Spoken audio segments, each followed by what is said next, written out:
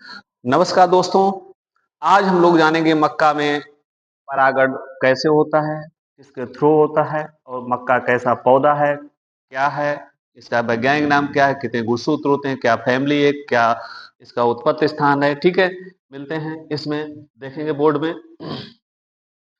किसके बारे में चर्चा करेंगे? मक्का के बारे में। मेज।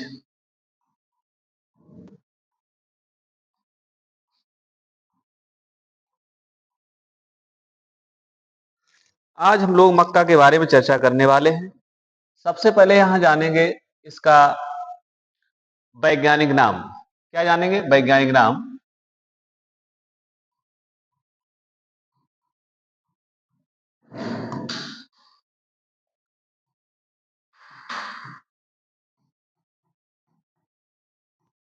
वैज्ञानिक नाम क्या होता है? जिया मेज।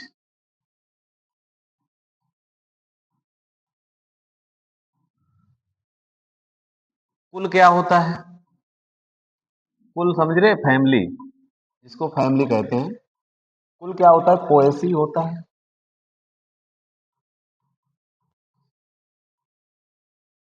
पोएसी या ग्रेमनी, बात एक ही है।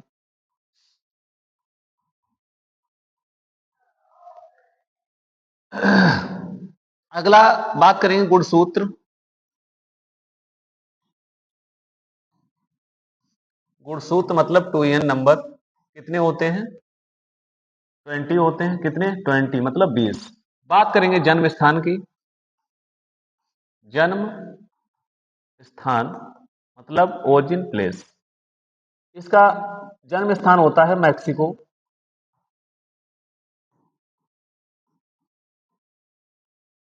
अब इसका मेन जो पॉइंट है उस पे हम लोग चर्चा करेंगे। ठीक है, किस पे बात करेंगे? कंटिन्यू। उस चर्चा करेंगे हम लोग परागण पर। किस पे बात करेंगे? परागण। परागण मतलब पोलिनेशन।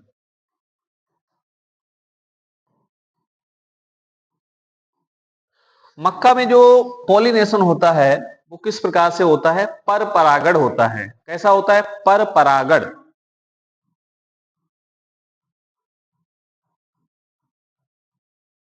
जिसको इंग्लिश में कहते हैं क्रॉस पोलिनेशन।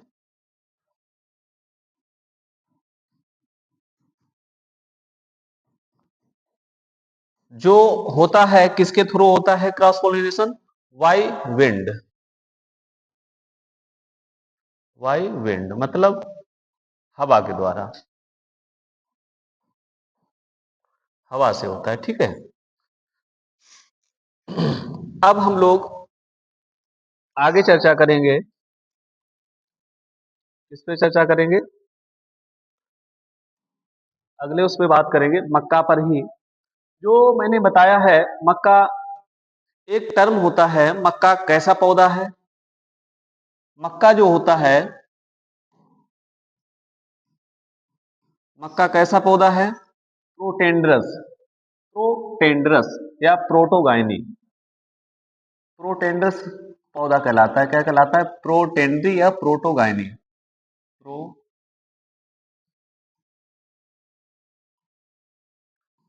मक्का कैसा पौधा कहलाता है? प्रोटेंडस। प्रोटेंडस का मतलब क्या होता है? या प्रोटोगाइनी का, ठीक है, इसका क्या मतलब होता है? इसमें मेल पार्ट पहले विकसित होता है और फीमेल बाद में, इसलिए ये प्रोटेंडस या प्रोटेंड्री कहलाता है। कौन? मक्का।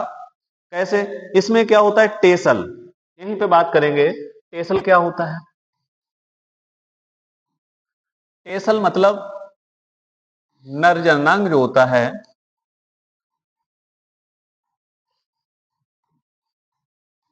पहले विकसित होता है।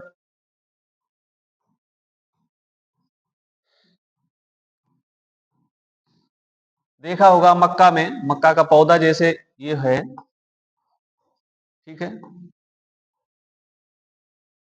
इसमें ये बालियां से हो गई। ठीक है, ये पत्ती हो गई।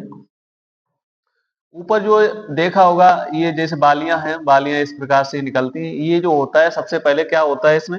यही टेसल कहलाता है। ये सबसे पहले निकलता है। यहां से एक भुट्टा निकलता है। भुट्टा जान रहे हैं? जिसमें सिल्क ऐसे निकलते हैं बहुत से। मक्का में जो ऊपर ये वाला जो पार्ट कहलाता है, ये क्या कहलाता है? ये है टेसल, ठीक है। ये वाला पार्ट क्या कहलाता है? टेसल, जिसको नर जननांग कहते हैं, ठीक है। अब मादा जननांग क्या होता है? ये मादा जननांग है।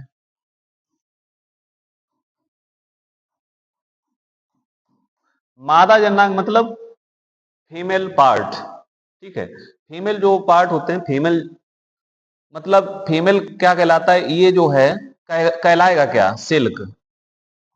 इसको सिल्क कहते हैं। इसकी निकलने की क्रिया क्या कहलाती है? सिल्किंग।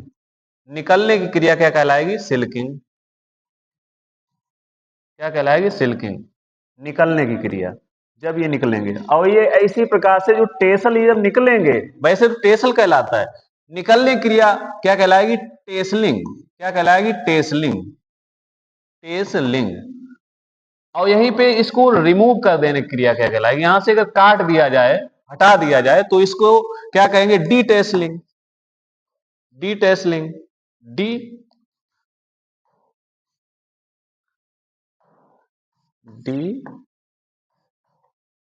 टेसलिंग, ठीक है। इसी प्रकार से इसमें भी निकलने, देखिए कहलाता है सिल्क, और निकलने की क्रिया सिल्किंग, और इसको रिमूव करने की क्रिया मतलब हटाने की क्रिया डी सिल्किंग कहलाएगी। डी लगा देंगे, सिल्किंग यही रहेगा, ठीक है। डी सिल्किंग, ध्यान रखें, डी सिल्किंग, ठीक है।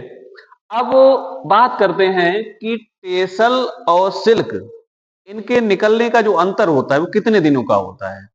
जो टेसल होता है, टेसल निकलने के बाद में सिल्क सिल्क जो निकलता है वो कितने दिनों बाद निकलता है? लगभग 12 से 15 दिन बाद निकलता है। ये ध्यान रखें सारे लोग, ठीक है। आज हम लोगों ने जो जानकारी ली है मक्का के बारे में ली है। और हाँ, यहीं पे बात करेंगे, जो मक्का की जो पत्ती होती है कैसी होती है? सिंपल लीफ कहलाती है। क्या कहलाती है? सिंपल, सरल पत्ती कहलाती है, ठीक है।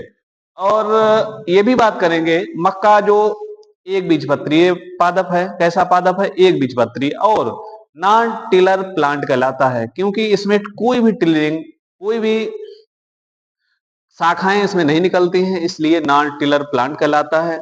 और बात करेंगे, एक बीजपत्री है, मोनोकोट लीडेंस कहलाता है, ठीक है।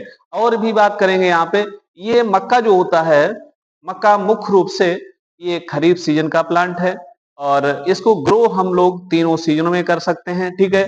इसको अमेरिका में backbone of backbone of America कहलाता है, ठीक है। किसको? मक्का को। मक्का क्योंकि बहुत ज्यादा वहां उगाई जाती है। अपने इंडिया में सबसे ज्यादा रबी सीजन में जो मक्का ग्रो की जाती है वो आपके बिहार में की जाती है। और बात करेंगे यहीं पे आगे कि मक्का वैसे सबसे ज्यादा किस स्टेट में ग्रो की जाती है? तो कर्नाटका में सबसे ज्यादा ग्रो की जाती है।